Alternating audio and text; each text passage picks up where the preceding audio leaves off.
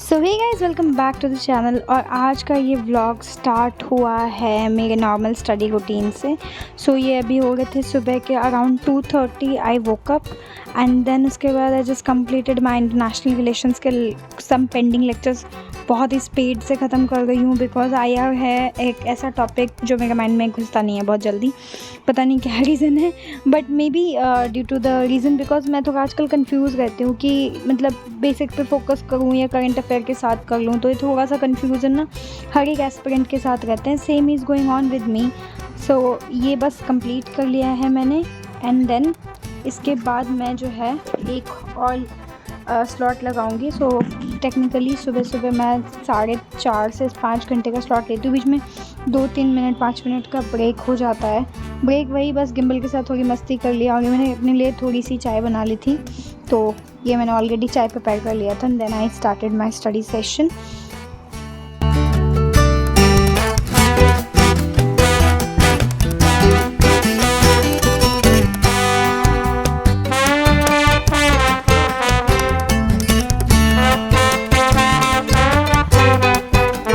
बस यहाँ पे आते हुए मैं थोड़ी सी थक गई थी तो सांस लेने के लिए मैं बाहर चली गई। अभी as you can see nothing is open right now, but wondering की चाय की तो शॉप से खुल जाती है तो मैंने पैक करवा लिया था एंड देन ये पैक करके मैं I and then I had it. Then again I sat with different positions because you know एक आजकल पता नहीं क्या हो गया है कि मैं ज़्यादा टाइम बैठेगा तो मैं पैर में दर्द करने लगता है। But still I follow that thing कि doesn't matter even if you have to stand, you have to sit, you have to sleep, just keep on repeating the days in and out whatever you can do and just keep on doing and doing and doing because you know हमारे mind में बहुत बार ये बातें चलती है कि नहीं करना है, अब नहीं हो पाएगा, but you know dreams need sacrifices and that sacrifices is hard to be done. Technically हमारी सबसे बड़ी कमज़ोरी यही है कि हम भागते हैं।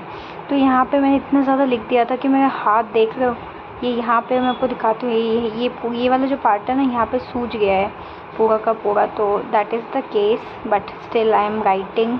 मेरे से लिखा नहीं जा रहा है, ऐसा लग रहा है कि बस ये जो है ना पर्टिकुलरली इतना ज़्यादा इसमें पेन हो रहा था but still I was like ठीक है। मैंने थोड़ा क्रीम इस पर लगाया था।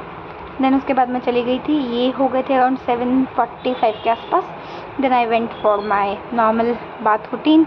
देन उसके बाद ये गिम्बल को देखो, दिन भर तुम सोते रहते हो चिक्कू। अच्छा दिखाओ तो अपना लिप पे दिखाओ तो कैसे कैसे तुम्हारा मोटा शो मोटा मोटा गिम्बू की दांत मोटे मोटे मोटे मोटे छू जाओ।